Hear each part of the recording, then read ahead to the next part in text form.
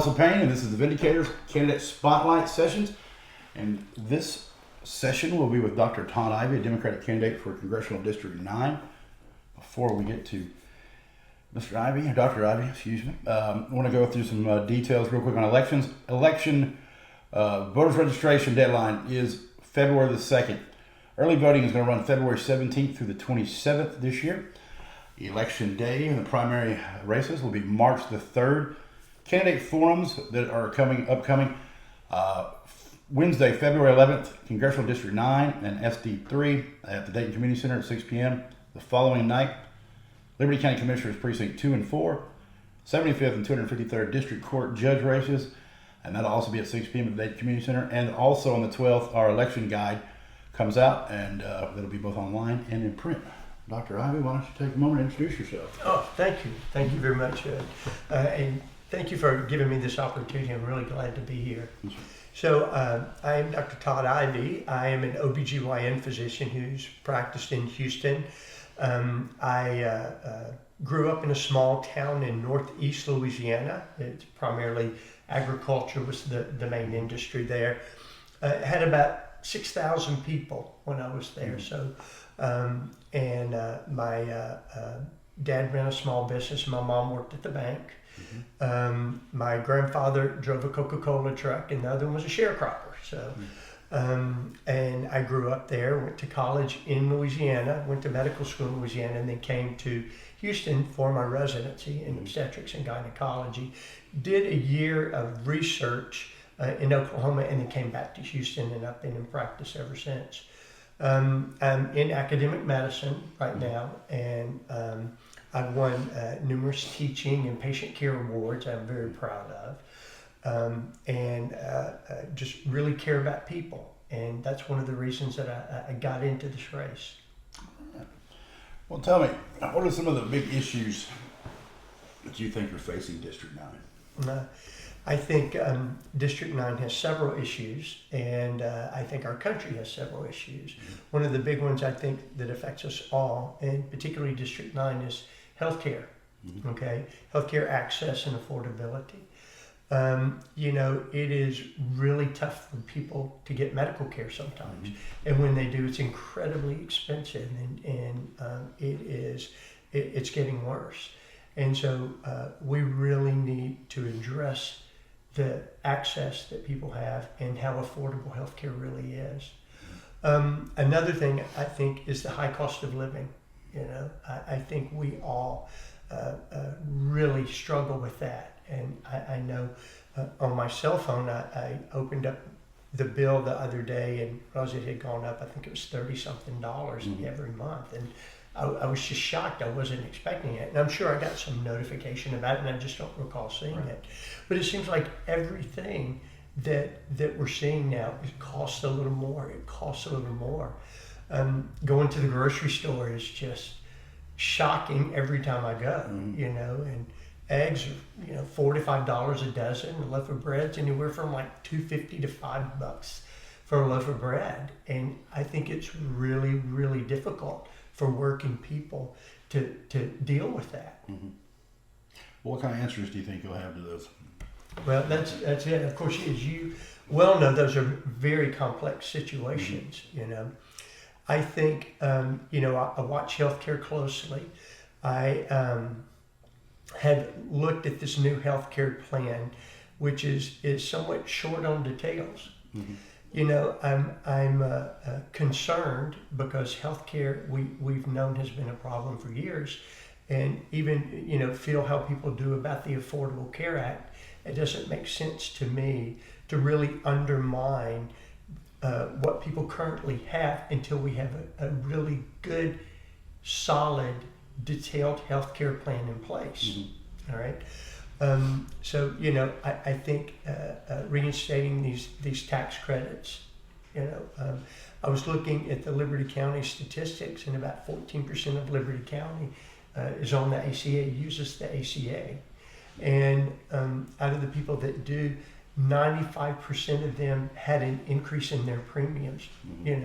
So they were using those tax credits, and I think it's it's something that people need, and getting hit with the high cost of living, getting hit with now the high cost of health care. We also need to expand some services.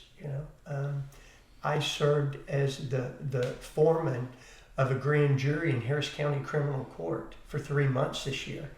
And two of the big issues that I saw were mental health and substance abuse. And I think those services really need to be expanded. I want to get in there and help working people. That is the backbone of our nation. And that's what we need to do. And we need to not elect politicians who are using this as a step up. We don't need to elect politicians who are in it for personal gain or to give their friends deals. We need people that want to get in there and want to do the work and really care about people. If you're elected, what areas of your expertise do you hope to use in Washington as a part of? Well, obviously healthcare. I think that is near and dear to my heart. My whole career, I got a degree in nursing, worked as a critical care nurse for several years, put myself through medical school, and went on to become a doctor. And I'm really glad I did. I love what I do, right? So I think healthcare, again, is near and dear to my heart. Obviously, we've got to get the cost of living down. And then I think we need to look at environmental quality. That's something I worry about, particularly in our area of the country. I've been through numerous hurricanes here, as I'm sure you have as well.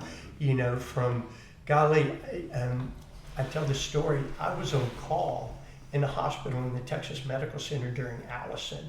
Now, Allison was a tropical storm that actually flooded the Texas Medical Center. It was a bad tropical storm. It was a real bad one.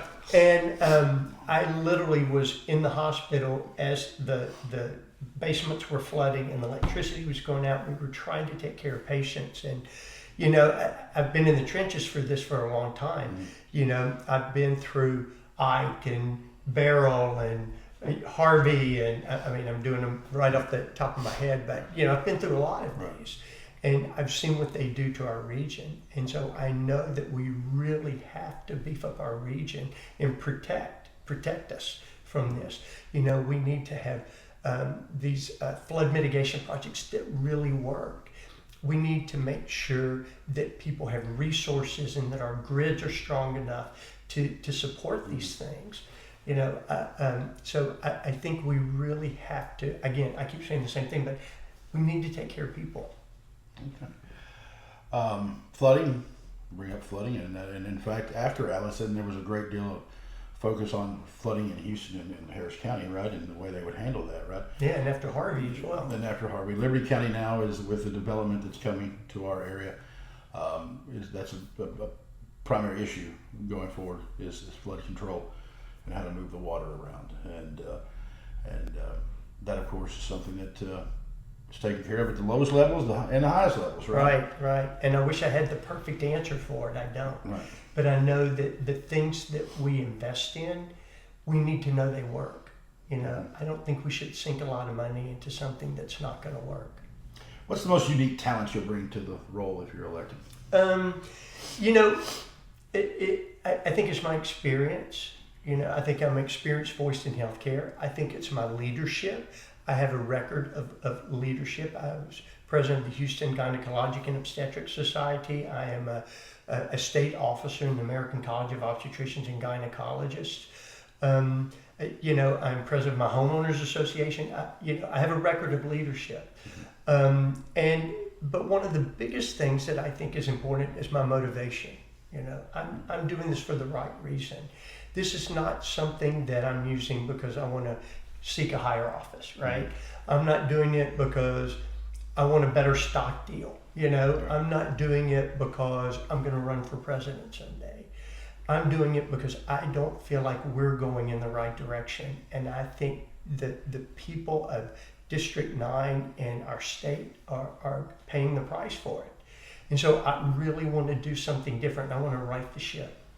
Now, this district is certainly going to be the energy district with folks, a large portion of the district having focusing on the petrochemical industry and Right. oil industry, and then the employees that run that industry here. Exactly. What do you see that role of that and your role?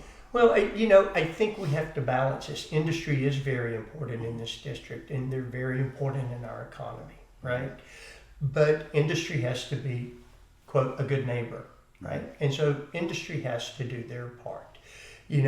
I think we need to make sure that they build infrastructure to really withstand some of these severe weather events that we're starting to see. None of us expected a Harvey, right? That's true. Very true. It took us all by surprise.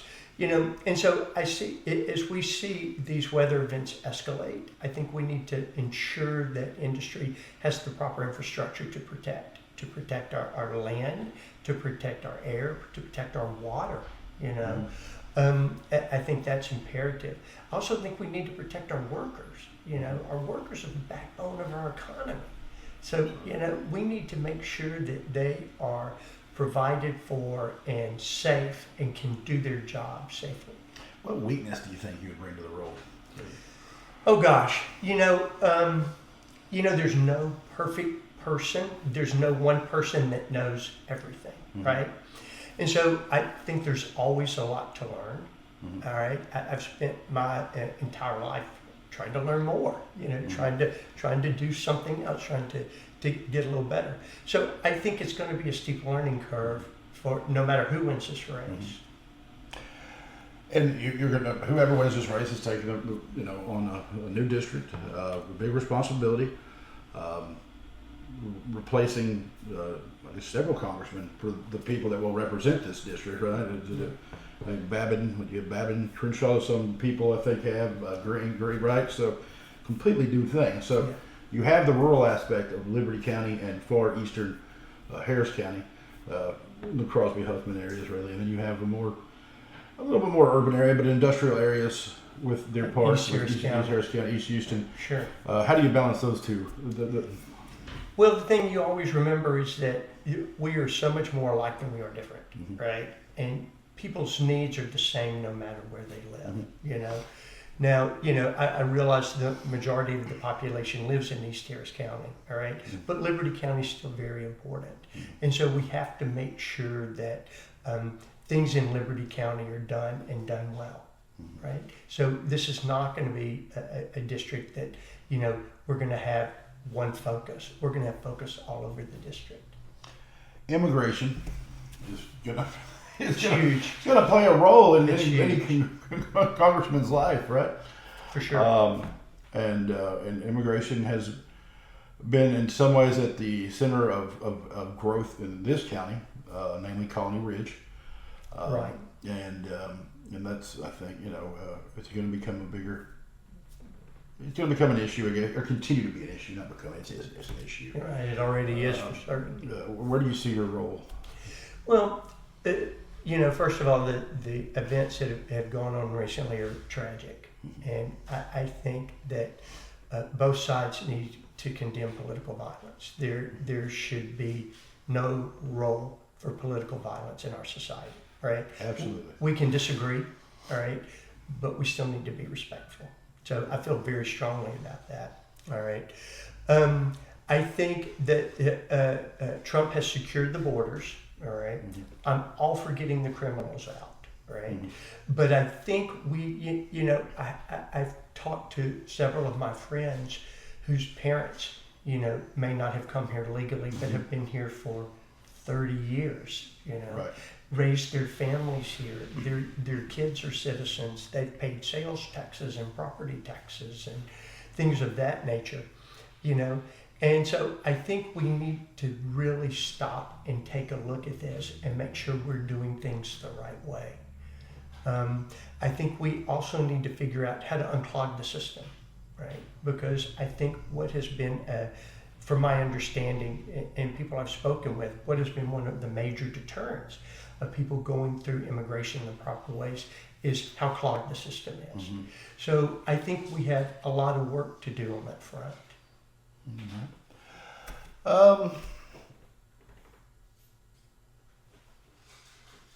What are you most concerned about in this kind of, like the thing that like gets to you the most? I think it's just seeing how I feel like people are being depreciated, you know, and I worry, you know, I think every American is important, all right, and I feel like there are groups that are being left behind, and this is going to sound very kind of ridiculous, but you know what I'm saying. I want good things for everybody, right? I want everybody to work in the system. I want everybody to benefit from the system, you know. So, you know, it's one of those things that I know that sounds like a very over-the-top goal, but, you know, perfection's not achievable, but we should keep trying. Right.